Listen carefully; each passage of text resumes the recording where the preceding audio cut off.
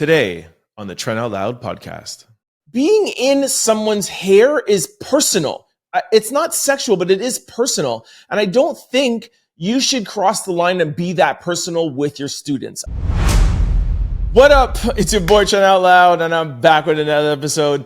All right, guys, it is Thursday morning, and I have a huge show packed for you guys. I do not know how I'm going to fit this in. I think this must be one of the biggest news days I've ever seen. Like literally every 5 minutes, my phone was going off with notifications last night. There was so much going on, but I'm going to do my best to bring it all to you. I won't be able to elaborate like I'm used to, because I need to get everything in today's show, but don't worry, we'll get everything covered. All right. So we've broken everything up for you. As usual, I got two lead stories. We're going to talk about a reporter being suspended after an awkward interview with Caitlin Clark. Then we're going to talk about a teacher that's getting backlash for having female students take out his braids. And then we're going to get into the juice that you guys want to hear. We're going to talk about Kendrick Lamar under fire for a video surveillance coming out, a video surfacing coming out accusing him of beating a woman. There's actually now proof. Then we're going to talk about somebody breaking into Drake's house, Joe Budden declaring Drake losing the battle, Drake's father getting into it and following a 17-year-old girl on Instagram. I told you there was a lot. Questlove weighing in on the Drake and Kendrick beef. And then finally, the governor of New York saying that kids in Brooklyn don't know the word computer. I told you all there was a lot. Then we're going to jump into speed news. We're going to talk about Shaquille O'Neal's wife, Jim Jones, Sukihana, and Gunna and Future are beefing. Then if we have time, we're going to close out with question of the day and sports news. Y'all know what time it is. Turn your TVs, devices, or your radios up. I'm about to start this show. Let's go. Reporter Greg Doley suspended following awkward Caitlin Clark interaction. It was really an interview. All right, before we read the story, I have a little clip. Take a listen. Caitlin, Greg Doyle, Indy Star. Real quick, let me do this. You like that? Start doing it to me and we'll get along just fine. I like that you're here. That you're here. Yeah, that was a little flirty, brah.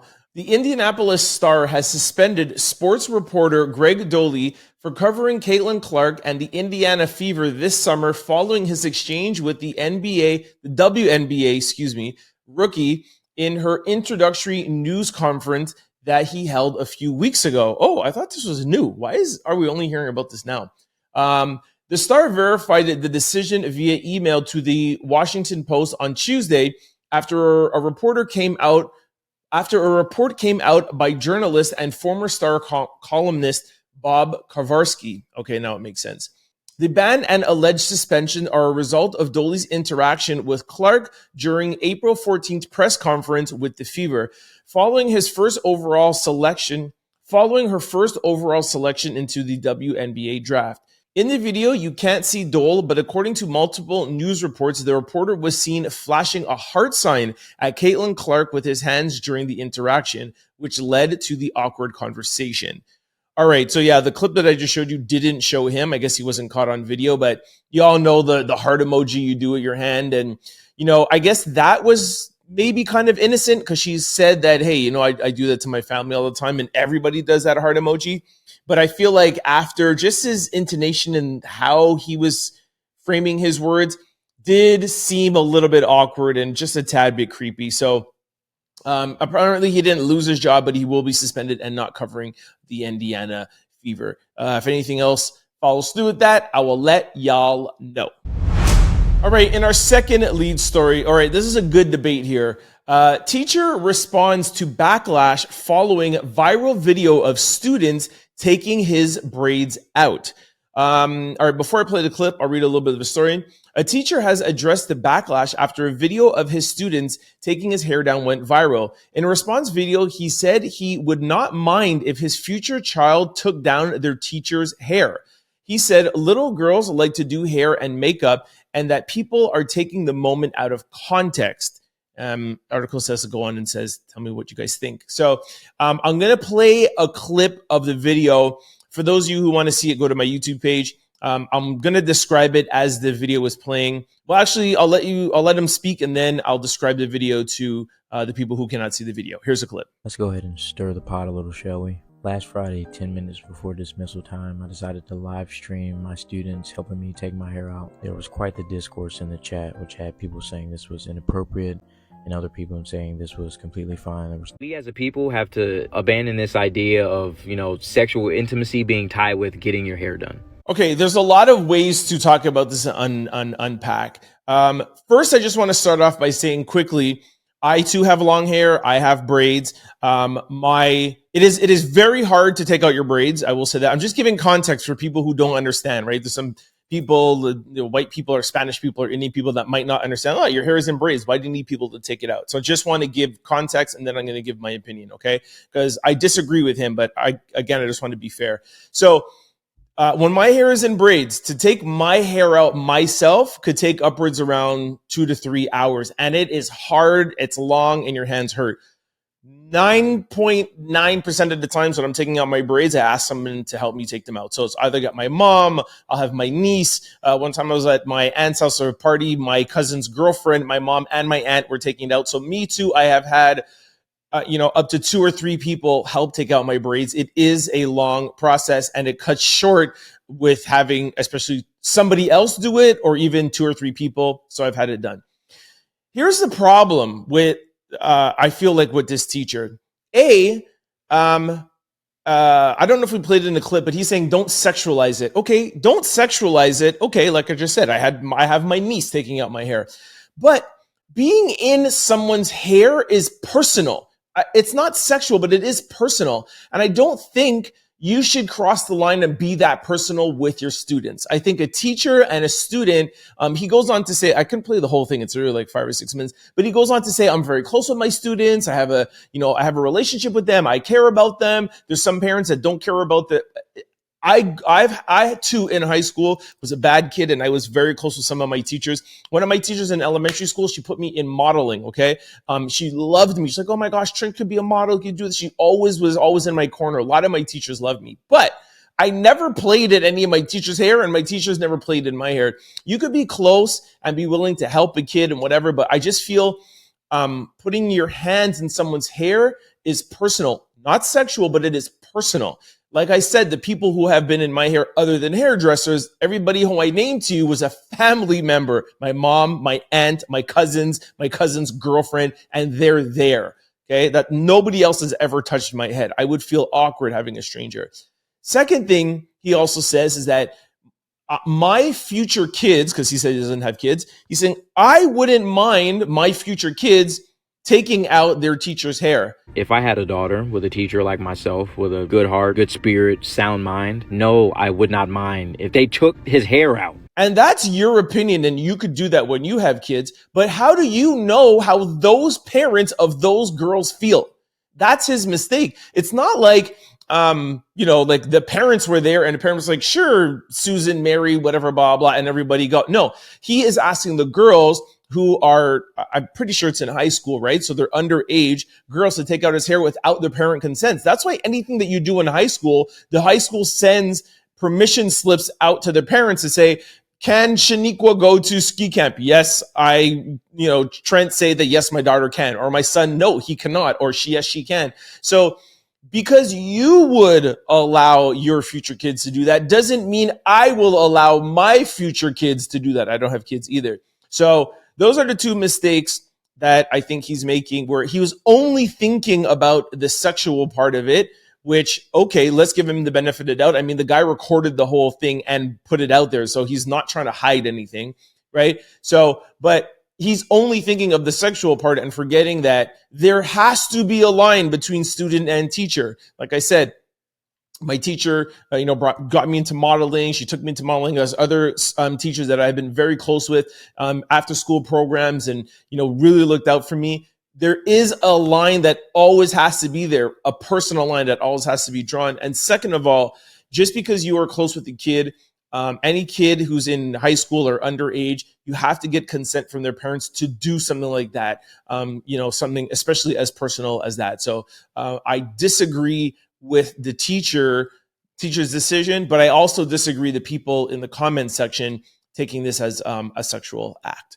And that's my 2 cents. I would love to hear what you guys think. of the past. 2 lead stories, the reporter with Caitlin Clark. Do you think that his heart emoji and his talking, do you think that was a little too much? And what is your opinion about this teacher and the students taking down his hair? Send me email, trendoutloud at cfqr600.com. Comment underneath this YouTube video, or send me a DM or a message at any of my social handles at trendoutloud. All right, this brings us to quick news. Ring my bell. All right, here's the tea that you guys are all here for. Kendrick Lamar under fire after video surfaces alleging he brutally assaulted a woman at the Hard Rock Casino from a mystery website, and the mystery website is okliar.com. All right, so this came out yesterday around 9 or 10 o'clock. I haven't checked this morning, but I don't know if some of the major sites, the bigger blog sites, or any just even traditional news has picked this up. But there is a video that looks like, I don't know, looks like it's a while ago, 5-10 years ago, of somebody there talking about them seeing Kendrick beating what is now his ex-wife, or I think they're separated. So here's a little clip of the video. Again, it's copywritten. I can't play the whole thing. Go to my YouTube page. Go to my Instagram page. I'll post the whole thing there. But here's a little clip for you to listen now. Here it is. His first name was Kendrick Lamar. Yeah. What do you do? I mean, he beat up some chick. It was like there was like battle. She ended up pressing charges. Like the last thing I heard, and I had to do a huge report. Okay, there's also a picture from, I don't know where they look like they're going like rock climbing. Kendrick is there, his wife is there, and the girl. So I don't know if he was married at this time, and the girl who was allegedly saying that he beat her is there in the picture as well. Then on the website, there's a file that says this: Kendrick lied about his lifestyle. Kendrick lied about abusing his fiance. Okay, so sorry, they're not married. It's his fiance and the mother of his 2 children. Kendrick lied about not chasing clout. Kendrick lied about his truth. Kendrick lied about Drake starting this. Kendrick lied about having paperwork. Kendrick lied about consistently cheating on his wife with white women. Kendrick lied about not teaming up with others to get the #1 spot. Kendrick lied about not having bought spam accounts and keeping pages on payroll. Kendrick lied about others so they wouldn't believe the truth.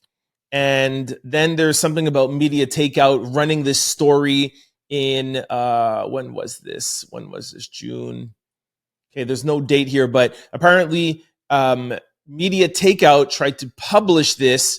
Oh, they tried to publish it June 16th, 2023. And then apparently somebody from Kendrick's camp asked them not to publish it because it's not true, and media takeout had to take it down. That's exactly what Drake was saying, that he hired a cleanup crew to take all these things down. So this is the latest in the Drake and Kendrick battle. And what everybody is saying is that now, like, these guys are both accusing each other of things. Kendrick is accusing Drake of being a pedo. Drake is accusing Kendrick of being a woman beater. In the narrative of the pedo-ness, Kendrick is winning. More people are believing that, again, with no proof, and nobody wants to believe Kendrick, but now there's actually some proof. I don't know how much proof this is, but we have an external person saying this, and it's not new. You could tell this was recorded a long time ago. So I think I said on Monday, like, well, I think we're done with the Drake and Kendrick beef, and literally every day since then I've been talking about it, and I still have other stories that are going on. So this does not look like it's over anytime soon. We'll wait to see if this story gets picked up by major media outlets. And like always, I'll keep you guys up to date of what happened next. All right, in our second quick story, a person is arrested after attempting to break into Drake's home one day after the shooting of his security guard. Yo, man, Drake can't catch a break. Just want to make it clear that it was Tuesday morning that there was a drive-by shooting at Drake's house, and now it was Wednesday, that separate case, separate total incident. Somebody was caught trying to break in to Drake's house, and the person has been arrested. I'll read a little bit of the story. It looks like an arrest has been made at Drake's mansion in Toronto after someone allegedly attempted to break into the rapper's home, according to ABC News. This latest update comes one day after a security guard was shot outside of his home. According to the news outlet, a person tried to break into Drake's mansion on Wednesday, but was detained by police. As previously reported by the Toronto Police Gun and Gang Squad, announced that the shooting had occurred. Okay, we already know about that, et cetera, et cetera. Okay, they just go on to talk about Drake and Kendrick. And then ABC News put out and said a person has been detained. So nothing else. We don't know who it was. We don't know if they were connected to the shooting. But back-to-back days, Drake has had an attack on his house, one, a drive-by shooting, and two, somebody has tried to break in. So I said yesterday, I think the drive-by shooting has nothing to do with Kendrick Lamar. And I'll say this break-in too has nothing to do with Kendrick Lamar. This is, I already said it yesterday. I don't want to say it again.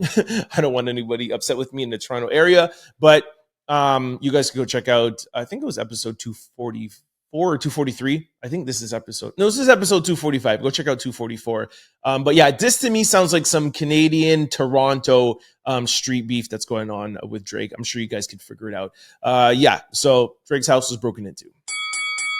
All right, in our third quick story, all right, we have some fun stuff. Joe Budden says Drake unequivocally lost to Kendrick Lamar. So it's not only him saying that he lost, it's literally on his podcast. I'll play it for you in a second. Not only does he get like all ramped up and excited about Drake losing, they break out into a dancing to Kendrick's Not Like That. It's hilarious. I wish I could play the whole thing, but here's a little clip. Don't come in there and turn it up. He was fighting to lose. He lost. Unequivocally. All right, here's a little clip. Oh, whoever's not seeing this on YouTube, you won't be able to see them dancing, but I'll play a quick clip. Here it is. Yeah,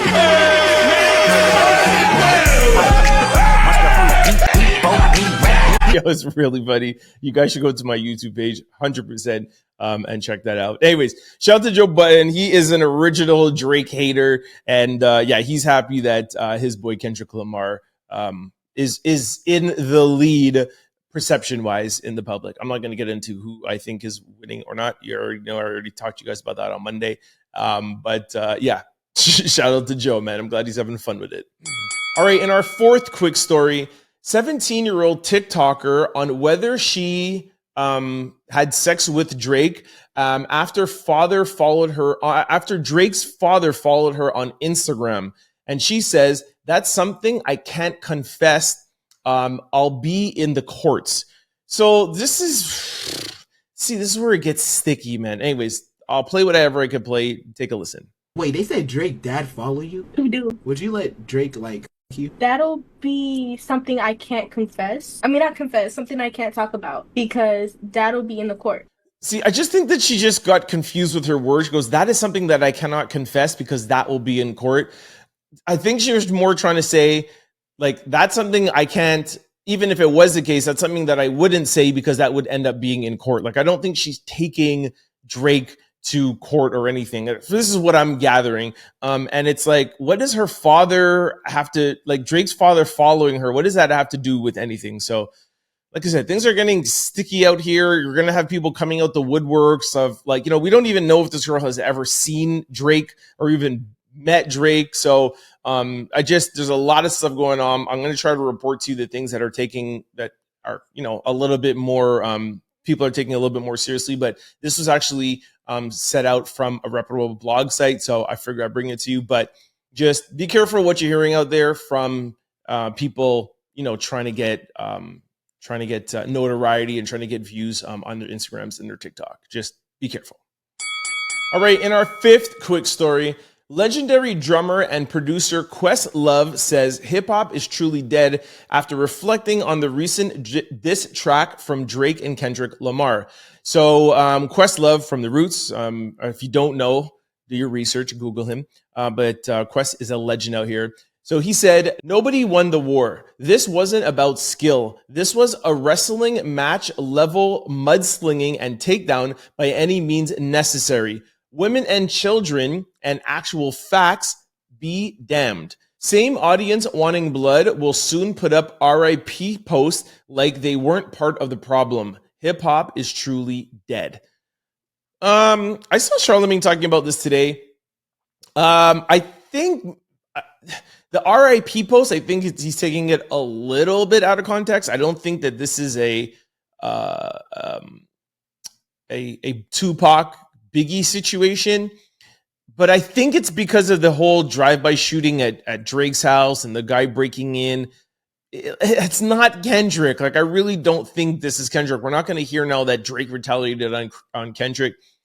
This is something completely different. So while I agree with him that it really wasn't about skill and it was about mudslinging, I don't think it will get to being like, to RIP levels where either Drake or Kendrick will get shot and somebody's going to die. So, but I understand where he's coming from, that, back in the day, it was a little bit more about skill.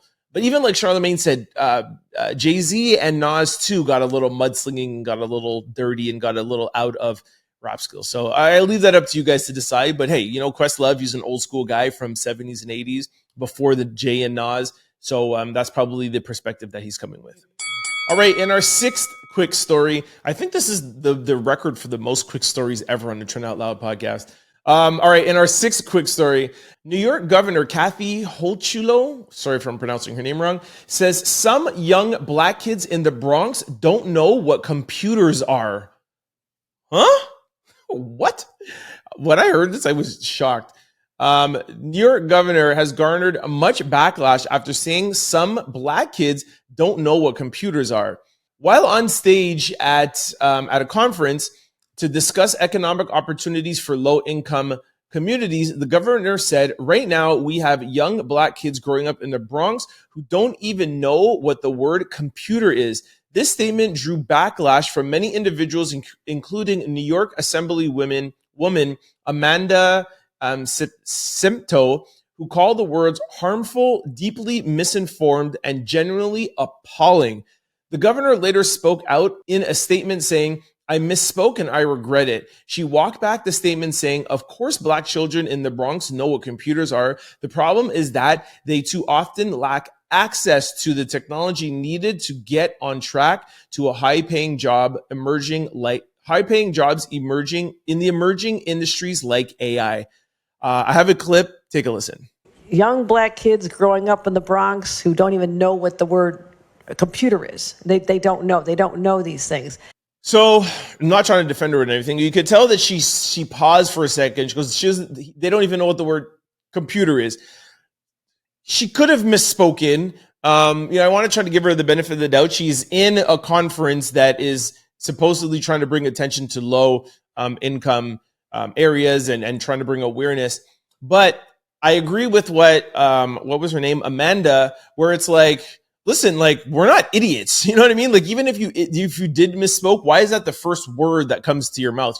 Regardless if she wanted to say, well, they don't even, have access to computers, or they don't even know the terminologies, or they don't know like what, but just like, it makes us think that she thinks that literally like these black kids in the Bronx are really that stupid to not even know what a computer is, Say like, okay, you don't know like how to operate a computer properly, or don't know how to write an email properly, or don't know how to use a computer. They're more just on their phones playing games. That is something that's more relevant. But to degrade us to the point of like, these kids don't even know what a computer is, like, that is just insulting, and it lets us into, what you think about the lower end community. But I think that she could turn this around and, not just bring attention to it, and actually do something and put computers into the Bronx and these low end communities. And I think that would make up for, even if she does think that, or if she misspoke, either or, she needs to fix this.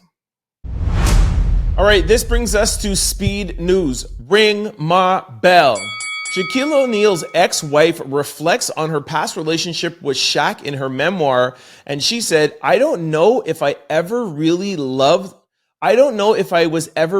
in love with the man.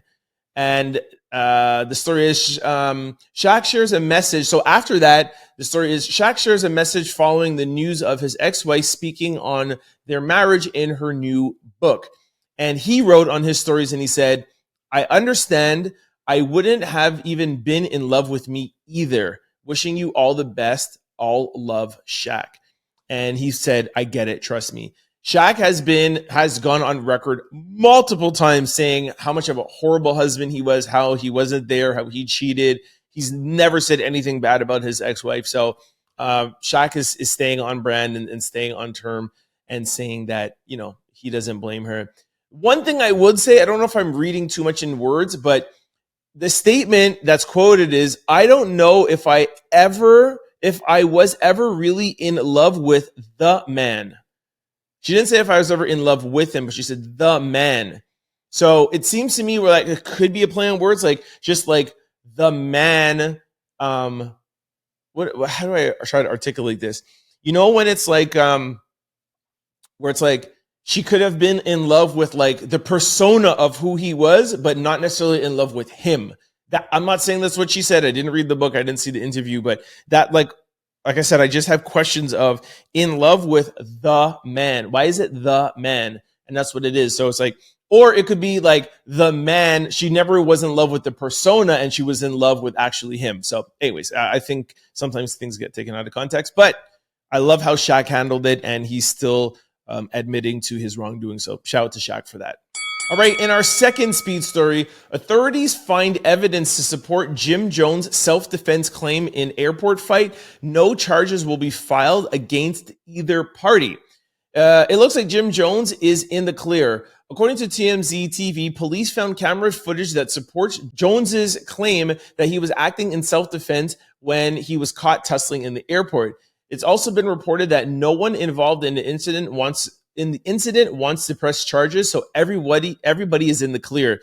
So I actually heard a little bit more than what the story is saying, that there's video of like even on the airplane this fight started, and they were like they saw a video of him, one of the guys like poking Jim in the chest, and then when he was picking up his luggage, they were kind of like harassing him. I don't remember exactly why the argument started, but that's what helped his claim with self-defense. And actually, the police, because there was so much video surveillance, they asked Jim if he wanted to press charges against them because they were in the wrong. And you know, Jim is a street dude and he lives with a no snitching rule. So he's like, no, I don't want to press charges. I would have pressed charges if that was me. You know what I mean? Like, listen, I'm not a street gangster dude. So, you know, I am a civilian. So, but yeah, I don't subscribe to that, man. You were going to come and attack me in the airport. I got to throw off. I talked about this like 2 days ago. They attacked him on the elevator. There's like 3 dudes. He had to like flip one of them and throw them down. Like when you look at the video like that I posted, yeah, it looks like he's the aggressor, but it's just because he beat everybody up. But yo, they were coming for Jim. So shout out to Jim for defending himself, and shout out for him for standing up business, and shout out to him for standing by his own core values and not wanting to press charges and cooperate with the police, man. Like Jim is always going to be Jim.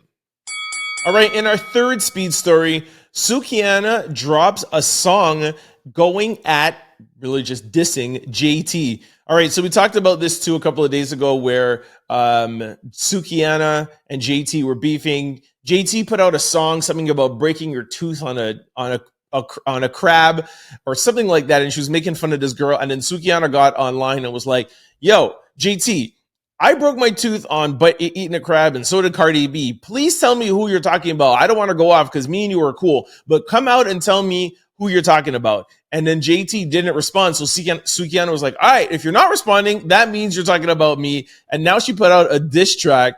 I think the diss track is called like Cocaine or something like that. Anyways, she put a bunch of stuff on Twitter. I really don't have time to read it all, but JT did say one thing yesterday, and she goes, to be clear and to clear the air, Sukihana, you know I wasn't talking about you. I would have answered quicker if you didn't try to do a 1-2 special. I never knew you broke your tooth on trying to eat crab leg and that you went viral. But anyways, it just goes on and on. Like I said, I really don't have time to get into this right now. But yeah, so Sukihana and JT are going at it. But like I said yesterday, actually, JT song that she allegedly was talking about other Cardi B or Sukihana is now in Billboard Hot 100. I think it entered at number 76. Sukihana's song is probably going to enter now too. This is the new hip hop, people. It's no more making songs. It's making songs, beefing, arguing with one another, and then getting into the Billboard 100. This is the new format, because I bet you, yep, my next story is about beef. So I'm going to end this, and then we're going to go on to speed story number 4. All right, in our fourth speed story, like I said, beef alert. Kendrick. Future and Gunna are officially in beef and going at each other, and they're actually dropping albums on the same day. Well, actually, Gunna is dropping an album and Future is dropping a mixtape. I talked about this yesterday. I think where Future said, "Yo, F your album, my mixtape runs harder than that." He said, "F your album, ish slaps." Ish ain't slapping like my mixtape, May the 10th. So it's going down. I guess May the 10th is, I guess that's Friday. So Friday, you're going to get new music from Gunna, new music from Future. Like I said, it's beef. Oh my gosh, who do I like better? Let me go. And like I always say, it's not buying albums anymore. It's streaming. So just because this beef is going on, people are going to go and stream Gunna. They're going to go and stream Future. They're going to get online and be like, yo, I think Gunna's album is better. Yo, I think Future album is better. Then content creators are going to post it. Who do you like better? And go and talk. At the end of the day, these guys make millions of dollars. They're going to have hundreds of streams, and they're going to be in the Billboard Hot 100. Yo, any aspiring rappers out there, there's your blueprint, man. All right, I'm doing amazing on time. We have made it to question of the day. Is it rude to tell somebody you don't remember them? Okay, I really like this question because I wait till after the question before I give you my answer. But I'll tell you right now, I don't think it's rude at all. And it actually, let me put you up on some game. You actually psychologically put yourself in an honest, open category and will gain respect by being like, oh my gosh, I'm really sorry, I don't remember your name, or you know what, I remember your face, but I don't remember where I met you from. And it literally puts you in good graces with that person, because the person's like, wow, this guy's really honest, or this girl is really honest. I like them. It makes you look like that you're not afraid. It makes it look like that you're just what's the word I'm looking for? Not that you're not afraid, but that you're confident. That's the word I was looking for. It shows confidence, and people love being around confident people. And it's just very confident to be like, I don't remember you. I'm really sorry. And I don't think it's insulting, because there hasn't been anybody on this planet has ever seen anybody and not remembered them. All right. So let me read the responses to you. Somebody said it's, Farah McClara 82 said, isn't it more rude to pretend you do when you don't? 100%. Danny Lou said, I don't think it's rude to say, it just depends on your delivery. Okay, you know what? Very good point. But I mean, shouldn't that be obvious? You can't be like, huh, who are you? Obviously that's rude, but you have to if you honestly just don't remember, be like, I'm really sorry. I really don't remember where, or you could add in okay, I totally remember the face, but where? It actually just happened to me in the airport the other day, where with somebody that used to work for me, I saw her friend in the airport, and she looked at me, and I was like, she's like, I can't remember what she did. If she was like, hey, or she just gave me a smile or something. And I was like, and I know that somebody just wouldn't do this if they didn't know me. And I was like, huh? And then she's like, Trent, hello. And I was like, what? And then she could tell I didn't know. And then she said the person's name. I was like, oh, shoot. Yo, what's up? She wasn't mad at me at all. We were on the plane. Her family was there. I was saying hi to her mom, her dad, or whatever. And she's like, I can't believe you didn't remember me. And I'm like, it's not that I didn't remember. It just didn't click right away. And then you don't expect them to see somebody like that in the airport. Anyways, this is when I was going to Barbados. I saw her on the plane back off from Barbados, and we were totally cool. And actually, we were on the flight home too. It was 1 week, the same flight that we took there, the same flight we took back, and it was actually super cool. And I was actually happy to see her again. Anyways, I'm taking up time from the comment section. Suzanne Delay said, being honest isn't rude. Exactly. Melissa said, no, because who the hell are you? That's exactly what I say. Who the hell are you for me to lie to you? You know what I mean? So it's like, yeah, why do I need to lie to you for it? Meta USA _AF said, so much life happens between meeting somebody and meeting them again. I don't even remember what I ate last week. Somebody said, no, that's their problem, not mine. Okay, that's just rude. Somebody said, I always remember a face, but necessarily a name. I would definitely ask their name. It's embarrassing to pretend and call somebody the wrong name. She said, it is rude to lie unprovoked. Yeah, okay, so everyone is pretty much on my side. Somebody said, I do it all the time. If there's a way to do it, you always throw in a disclaimer, which is the truth, and say, I met 100 people. Yeah, all right, cool. I'm happy to hear that. Everybody actually said no. That's amazing. Perfect. I love this. Yeah. All right. So everyone's on the same page, yo. Listen, I don't remember you, bruh. All right. This brings us to sports news.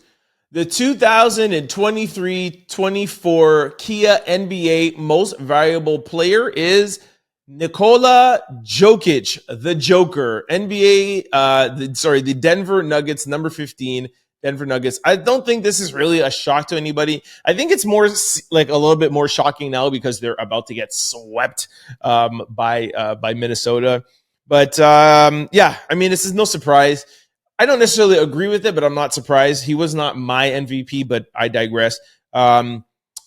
He's a great player. Just like his lack of athleticism bothers me. Like Stephen A. Smith says, he can't even jump. He couldn't even jump up on a sidewalk.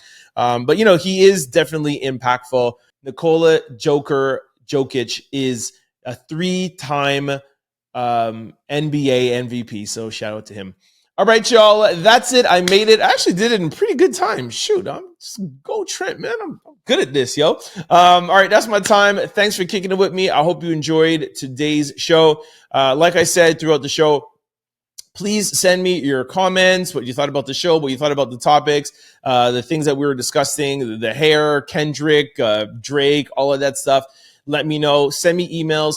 trendoutloud@cfqr600.com. Comment on the YouTube video below or any of my social handles @trendoutloud. And lastly, if you're watching this on YouTube or listening to this on podcast platforms, please try to check me out on cfqr600.com anywhere in the world on any device. Monday to Friday, weekdays from 11 to 12. You can catch the Trend Out Loud podcast. We do play it with 90s and 2000s hip hop and R&B. And of course, if you're in the Montreal area, on your radio at 600 AM. Vice versa, if you're used to listening to this on cfqr600.com or 600 AM, and you cannot always catch this show from 11 to 12, don't worry. You can always catch the show on YouTube, our podcast platforms. It's on demand anytime. We upload it daily. You can always catch any episode that you missed. Catch it on the weekends, catch it at night, whenever you want to watch it. Or you can even just catch it still at work, 2, 3 o'clock in the afternoon. It will be up there. Actually, yeah, almost at the same time as this airs on the radio. So, yeah, just check me out at Trend Out Loud, YouTube, our podcast platforms. That's it. Tomorrow is Friday. It's Friday. Yo, I'll see y'all tomorrow, man. My favorite day of the week. Peace. Don't forget to like, comment, and subscribe. It's your boy, Trend Out Loud. Peace.